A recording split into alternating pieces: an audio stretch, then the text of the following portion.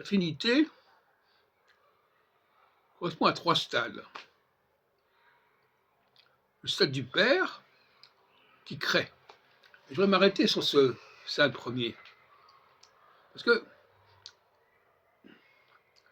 soit on considère que le Dieu dont on parle, c'est le Dieu originel, le Dieu de l'univers. Et c'est complètement disproportionné par rapport à notre Terre. Qu'est-ce que c'est que notre Terre par rapport à l'univers? Et si on parle en plus de la Terre promise, cette Terre comme ça autour du Jourdain, c'est encore disproportionné par rapport à la Terre entière.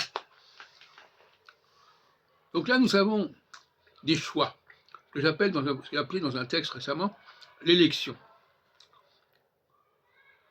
C'est un Dieu qui choisit un système solaire, une Terre, une planète, et qui va travailler sur cette Terre.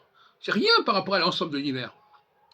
Et il choisit également, pour enraciner ce peuple adamique, puisque c'est Adam qui est créé au premier jour, enfin, au premier jour, dans le premier chapitre, il va choisir une terre toute petite. Mais c'est cette terre-là qui va l'intéresser.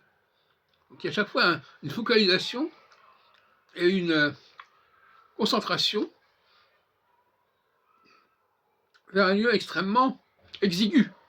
La Terre est exiguë par rapport à l'univers, et la Palestine est exiguë par rapport à la Terre. Si on ne comprend pas ce processus d'exiguïté, on n'est pas dans la bonne théologie. Alors, certaines personnes nous parlent d'une théologie en accord avec la cosmologie, en accord avec la chronologie de millions, milliards d'années, etc. Mais ça n'a rien à voir.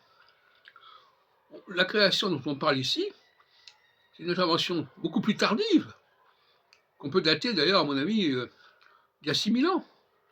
Un jour, on découvrira qu'il y a 6000 ans, il y a une intervention qui s'est faite, que le système solaire a été modifié, a été reprogrammé à ce moment-là.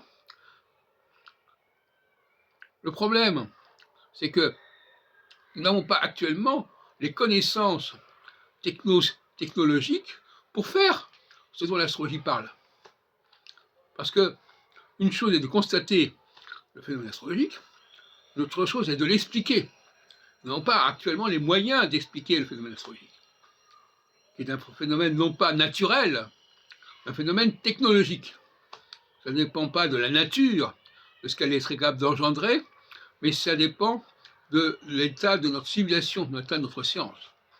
Et au XXIe siècle, nous avançons beaucoup dans cette direction, et nous allons découvrir rapidement, prochainement, dans les prochaines décennies, d'ici la fin du siècle probablement, qu'il est possible de créer un lien entre les planètes et les hommes.